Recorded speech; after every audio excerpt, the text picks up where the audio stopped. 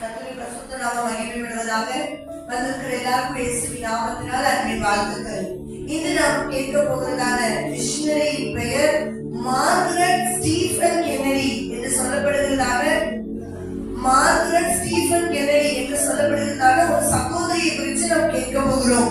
Margaret என்ற ஒரு சகோதரி தன்னுடைய பிறப்பிலிருந்து 13 வயது வரைக்கும் தன்னுடைய தாய் தகப்பனுடைய கரிசனையில வளர்ந்த போதே ஆண்டவருக்காக ஊழியம் செய்யணும் அப்படின்னு உணர்த்தப்பட்டதான ஒரு சகோதரி.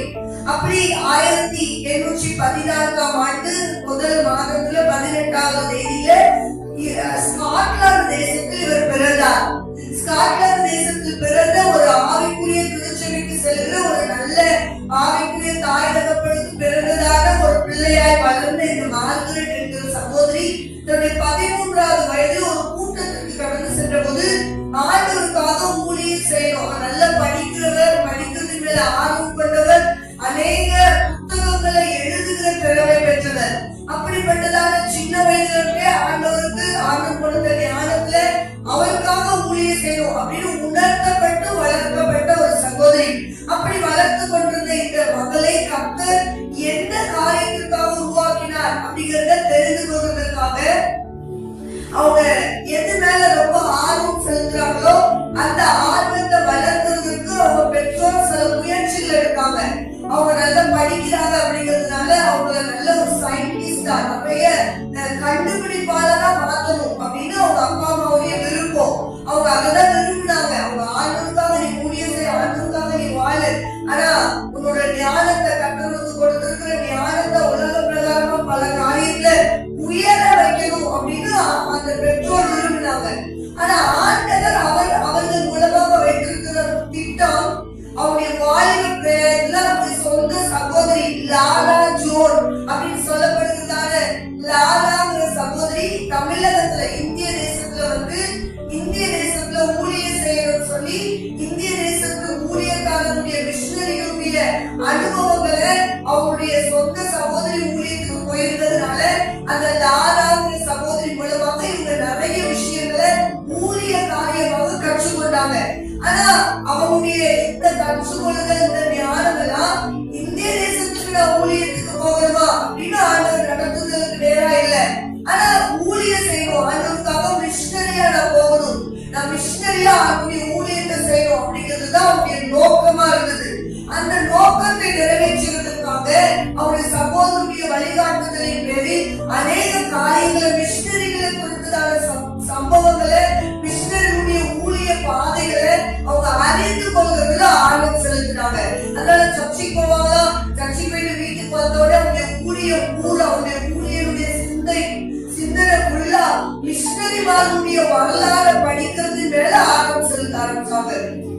அப்படி மிஷனரிமாருடைய ஊழிய ஆர்வத்தின் நிமித்தம் அவங்க வைத்திருக்கிற ஊழிய அனுபவங்கள் எல்லாம் எழுதி வச்ச அந்த புத்தகங்களை படிக்கிறது நிமித்தம் இந்திய தேசத்துல மிஷனரி எவ்வளவு தேவை என்பதை அவங்க அறிந்து கொண்டாங்க. அப்படி அறிந்து கொண்ட உடனே அவங்களே ஆர்வமா அவங்க சகோதரி கேட்டு நானும் இந்திய தேசத்துக்கு ஊழியத்துக்கு வரணும் அப்படின்னு சொல்லும் போது அந்த சகோதரி வழிகாட்டி கொல்கத்தா பட்டணத்திற்கு கடந்து வந்தாங்க. அப்படி கடந்து வந்த போது அங்க ஆரம்ப நாட்கள்ல மிஷனரிமார்கள் எல்லாம் இந்த இந்திய தேசத்துக்கு வந்த போது இந்திய தேசத்துல அவங்க செய்த ஒரு மிக முக்கியமான ஊழியம் என்ன அப்படின்னா உதவி செய்கிறதுலதான். அதாவது கல்வி கற்றுக்கொள்ள முடியாதவங்களுக்கு கல்வி கற்றுக் கொடுக்கிறது, சில உதவி பொருட்களை செய்யறதுக்கு கற்றுக் கொடுக்கிறது அப்படின்னு உதவி செய்வதன் மூலமா தான் அவங்க மிஷனரிகள் இந்த இந்திய தேசத்துல வந்து ஊழியம் செய்ய முடிஞ்சது. வந்த உடனேயே இயேசுவ சொல்ற சுவிசேஷ ஊழியத்தை செய்யற இந்த வேலைகளை இந்திய தேசத்துல செய்ய முடியல. ஏன்னா அப்போ இருந்த தடைகள், அப்போ இருந்த அந்த ஜாதி பிரச்சனைகள், இதெல்லாம் மிஷனரிகளை இந்திய தேசம் ஏற்றுக்கொள்ளாததுக்கு ஒரு மிக முக்கியமான காரணம். அப்படி ஏற்றுக்கொள்ளாம இருக்கிற ஜனங்களுக்கு உதவி செய்வதன் மூலமா தான் அன்பை சொல்லிதான் அப்படி கொஞ்சம் கொஞ்சமா அவங்கள சபைக்கு நேரா ஆண்டவருக்கு நேரா திருப்ப முடிஞ்சது. இப்படிப்பட்ட ஆரம்ப ஊழியத்தை இவங்க ஆராதனை சகோதரி மூலமாக கற்றுக்கொண்டாலும் ஆண்டவர் இவங்க கூட பேசின வார்த்தை என்னன்னா, எல்லாரும் உதவி செஞ்சு ஆண்டவரை சொல்லிட்டு போகிறத விட ஆண்டவர் எவ்வளவு அன்பானவர் சுவிசேஷ வார்த்தையை சொல்லி உருவாக்கப்படுகிற ஒரு ஆத்மாவை எனக்கு தாரும் அப்படின்னு இவங்க ஆரம்பிச்சாங்களாம். இது எல்லாருடைய மிஷனரிகளுடைய எல்லா ஊழியத்தை விட இது ஒரு டிஃபரெண்டான ஒரு ஊழியம், ரொம்ப ஒரு அர்ப்பணிப்பு நிறைஞ்சது. ஏன்னா இவங்க அந்த ஊழியத்துல அவனுடைய சமூகத்துல அவங்க பெற்றுக்கொண்ட ஞானத்துல அவங்க ஜெபித்த முதல் ஜெபமே, முக்கியமான ஜெபமே இதுதான். நான் ஆண்டவர் உதவி செய்கிறவர், ஆறுதல் அளிக்கிறவர் அப்படிலாம் நான் சொல்லி அவங்களுக்கு ஆண்டவர் சொல்றதை விட, அதாவது ஆண்டவர் உதவி பல உதவி செய்கிறவர் சொல்றதை விட ஆண்டவர் உங்களை நேசிக்கிறவர் சொல்லி அந்த நேசத்தை உணர பண்ணி சுவிசேஷ வார்த்தையை சொல்லி ஒரு ஆத்மா உங்க சமூகத்துக்கு வந்தா அதுதான் நான் செய்த ஊழியத்தின் மிக முக்கியமான பங்கு அப்படின்னு இவங்க உள்ளத்துக்குள்ள உணர்த்தப்பட்டு ஜெபிக்க ஆரம்பிச்சாங்க. அப்படி இவங்க சந்தித்த முதல் சகோதரி கொல்கத்தால மிக முக்கியமான இடத்துல இருந்த இளவரசி, அதாவது ஒரு அரண்மனையில வாழ்ந்து கொண்டிருந்த இளவரசிக்கு சாதாரண முறையில அவங்க கூட பழக நேர்ந்துச்சு. நல்ல ஒரு அன்பான ஒரு உறவாடுதல் கிடைச்சது. உடனே ஒரு ஃப்ரெண்ட் மாதிரி பழகின உடனே உங்களுக்கு முதல் இயேசுன்னு சொன்னாங்க. இயேசு உங்களை நேசிக்கிறார். இந்த உலகத்துல நீங்க எவ்வளவு பெரிய செல்வந்தர்களா இருந்தாலும் இந்த செல்வந்தர்கள் எல்லாம் ஒரு நாள் காணாம போயிடும். நம்ம கூட பரலோகத்துக்கு வரப்போகிறது ஒன்னே ஒண்ணுதான், ஆண்டவரை தெரிஞ்சுக்கிட்டு அப்படி அன்பு மட்டும்தான். ஆண்டவர்ங்கிற அந்த அன்புள்ள அந்த தெய்வம் உங்களுக்குள்ள வந்தா மட்டும்தான் நீங்க கடைசி வரைக்கும் அவரை விடாம பச்சு கொண்டிருக்கிறதுக்கும் அவர் உங்களை பச்சு வழிநடத்துகிறதுக்கும் இந்த இயேசு உங்களுக்கு தேவை அப்படின்னு அந்த இளவரசிக்கு சொன்னாங்க. இந்த அம்மா சொன்ன மார்கரிடமா சொன்ன அந்த ஒரு வார்த்தைக்கு முதல் ஆண்டவர் சந்தித்து கொடுத்த முதல் விசுவாசி அந்த இளவரசி தான். அவங்க ஜெபித்த ஜெபத்துக்கு ஒரு பலனா இங்கிலாந்து தேசத்துல இங்க வந்து ஊழியம் செய்கிறதே, ஊழியமே உதவி செய்கிறதா பேரக்கூடாது. பணம் கொடுத்தா எல்லா தடமும் ஓடி வரும், அது இல்ல நான் கேட்கிற முக்கியமான ஊழியம். நான் ஆண்டவரை சொல்றது மூலமா மட்டும்தான் எனக்கு ஆத்மாவுக்கு உருவாக்கப்படணும், சேர்த்து கொள்ளப்படணும் அப்படின்னு அவங்க செய்த ஜெபத்திற்கு இந்த இளவரசி முதல் முக்கிய சாட்சியா மாறினாங்க. இப்ப அவங்களுக்கு ஒரு அசைக்க முடியாத நம்பிக்கை வந்துச்சு. நான் சாதாரண ஒரு பிள்ளைக்குதான் சொல்லி நான் இயேசுவை சொல்ல முடியும்னு நினைச்சேன். அந்த இளவரசியவே ஆண்டவர் ஃப்ரெண்டா வந்துட்டார், ஆண்டவருக்கு உதவிகரமா ஆண்டவருடைய பிள்ளையா மாற்றிட்டார். இனி இந்த தேசத்தை, இனி இந்த கொல்கத்தாவை மாற்றிக்கிறது ரொம்ப ஈஸி அப்படின்னு நினைச்சிட்டு இருந்த போது ஆண்டவர் அவங்க ஒரு பாதையா வழி நடத்தினார். ஒரு குக்கிராமம், கொல்கத்தாவிலேயே ஒரு சின்ன கிராமம், அங்க எந்த ஜனமும் போகவே போகாது. ஏன்னா அங்க இருக்கிறவங்க அடிப்படை வசதி இல்லாததால, சுத்தமான சுகாதாரமான அடிப்படை வசதி இல்லாததுனால அங்க வாழ்ந்துட்டு இருந்த மக்களுக்கு தொழு வியாதி தாக்கச்சு. தொழு வியாதினால சின்ன குழந்தை முதற்கொண்டு மறைக்கிற வயசுல இருக்கிற பெரியவங்க வரைக்கும் அநேகர் கஷ்டப்பட்டாங்க. இந்த தொழு வியாதிக்காரங்களை தொடுகிறதுக்கு கூட யாருக்கும் விருப்பம் இல்லை. மிஷனரிகளா வந்தவங்க கூட அங்க போய் அவங்களுக்கு ஊழியம் செய்யணும், அவங்களுக்கு உதவிகள் செய்யணுங்கிறத விருப்பப்பட்டிருக்காங்க. அப்ப இந்த மார்கரெட் சகோதரிக்கு ஒரு சகோதரன் ஆண்டவருடைய உணர்வுகளின் பேர்ல கென்னடி அப்படி ஸ்டீபன் கென்னடி அப்படின்னு சொல்லப்படுகிறாரு ஒரு சகோதரர் வந்து இந்த ஊரை பத்தி சொன்னார்.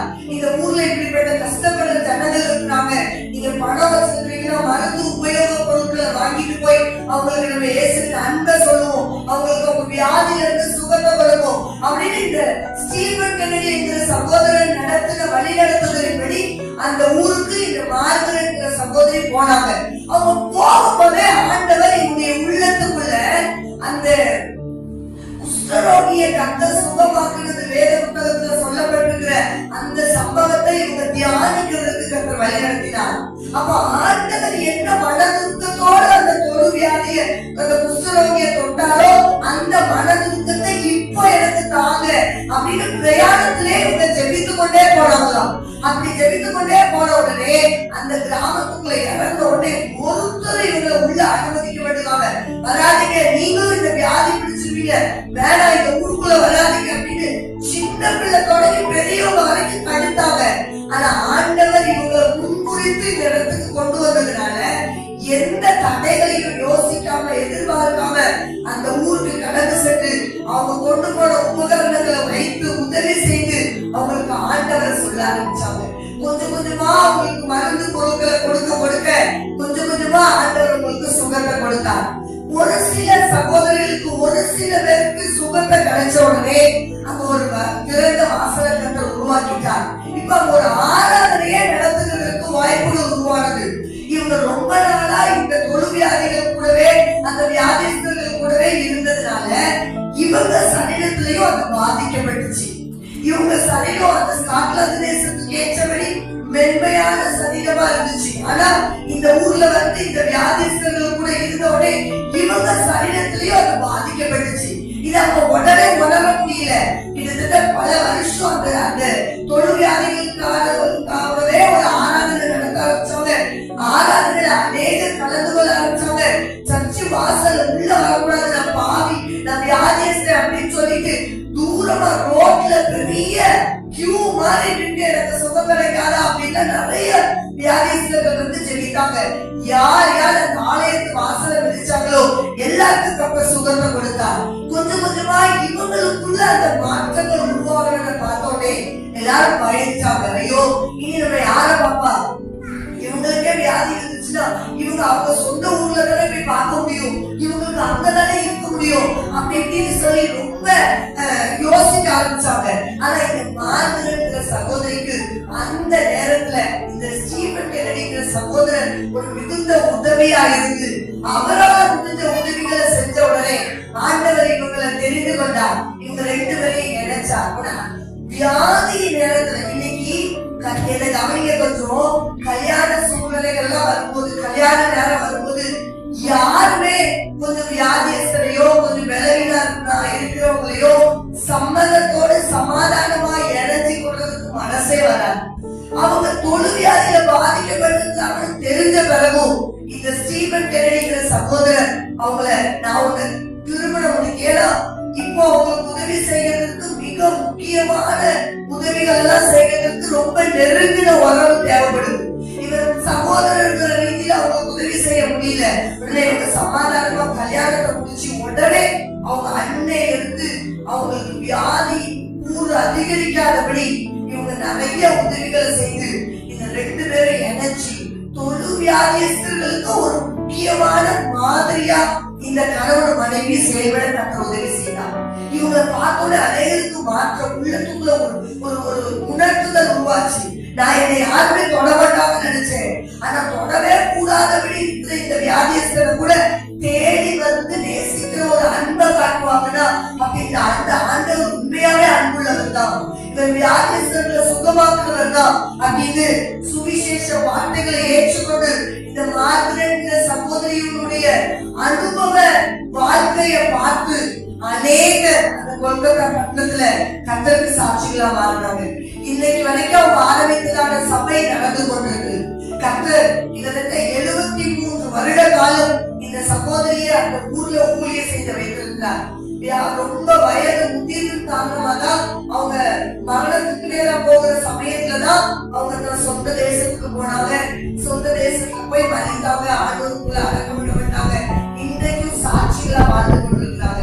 நான் இதற்கு எதுக்காக சொல்ல வந்தேன் அப்படின்னு சொன்னா, சுவிசேஷம் சொல்றதை யார் கேட்பா, உதவி செஞ்சாது நிறைய பேர் ஆண்டவருக்குள்ள கொண்டு வந்துடலாம் அப்படின்னு இருந்த நிலைப்பாட்டை முற்றிலுமா மாற்றி ஆண்டுடைய அன்பை சொல்றதன் மூலமா உருவாக்கப்படுற ஆத்மாதான் பரலோகத்துக்கு கொண்டு சேர்க்கப்படும் அப்படிங்கிற ஒரு முக்கியமான கருத்தை இந்த தமிழக தேசத்துக்கு, இந்திய தேசத்துக்கு கொண்டு வந்து புகுத்தின முதல் மிஷனரி இந்த மார்கரெட் சகோதரி.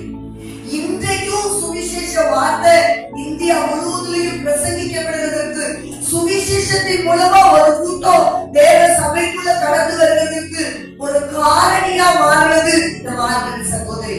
இவர்கள் மூலமாக நாம கற்றுக்கொள்வோம், ஆண்டவர் அன்புள்ளவர், நாமும் அன்பாய் செயல்படுவோம், அன்பை வெளிப்படுத்துவோம். கர்த்தர் நிச்சயமாய் நம் மூலமாய் அநேகரை கர்த்தருக்கு நேராய் ஆயத்தப்படுத்த கர்த்தர் கிருபை செய்வார். கர்த்தர் நம்மை வார்த்தையா சொல்லிப்பாராக.